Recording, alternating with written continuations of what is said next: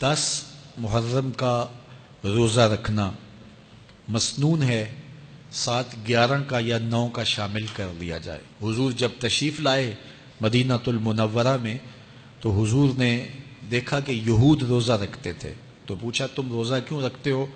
تو انہوں نے کہا کہ حضرت موسیٰ علیہ السلام کو قبطیوں سے اس دن نجات ملی تھی۔ تو فرمایا حضرت موسیٰ علیہ السلام کا حق ہمارے اوپر زیادہ ہے۔ تو حضور نے روزہ رکھا اور پھر فرمایا کہ اگلے سال اللہ نے چاہا تو ہم ساتھ ایک روزہ اور شامل کریں گے، تاکہ ان سے مشابہت نہ ہو جائے۔ عددی مشابہت سے بھی بچنے کے لیے حضور نے کہا کہ ہم 2 رکھیں گے۔ تو روزہ اگر عاشورے کا رکھنا چاہیں تو اس کے لیے سنت یہ ہے کہ ساتھ یا 9 کا شامل کریں یا 11 کا شامل کریں۔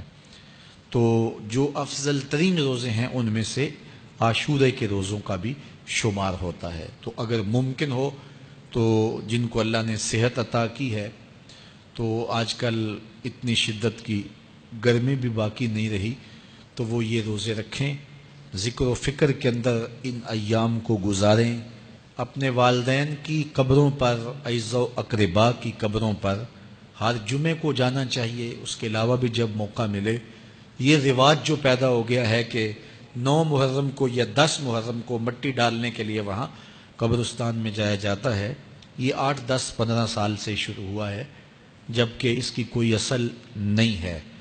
تو اگر آپ روٹین سے جاتے ہیں تو آپ کو ہر جمعے کو جانا چاہیے والدین کی قبروں پر، اور وہاں جا کے ہر جمعے کو سورہ یاسین کی تلاوت کرنی چاہیے۔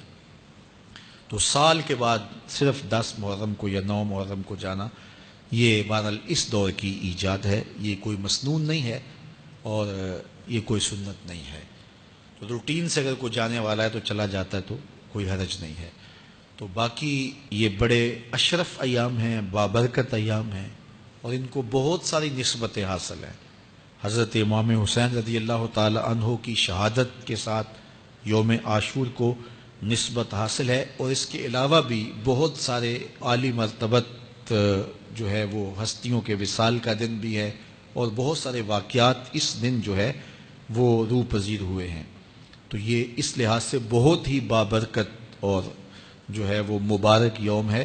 تو اس دن کو ذکر و فکر میں، عبادات میں بسر کیجئے گا، اور اپنی زندگی کی ایک ایک ساعت کو اللہ اور اس کے رسول کے نام پر لگا دینے کے جذبوں سے سرشار ہو کے زندگی گزاریے گا۔ حضرت امام پاک انہوں نے اپنی زندگی دین کے لیے قربان کر دی، تو یہ 10 محرم ہمیں سبق دیتا ہے، اور ہم اس دن عہد کرتے ہیں اگر انہوں نے اپنے بچے بھی قربان کر دیے اور اپنی اولادیں بھی بھوک اور پیاس میں قربان کر دیں، تو ہم بھی یہ عزم کریں اس دن کہ ہم اپنی ساری زندگی حضور کے نام لگائیں گے، حضور کے دین کے نام لگائیں گے۔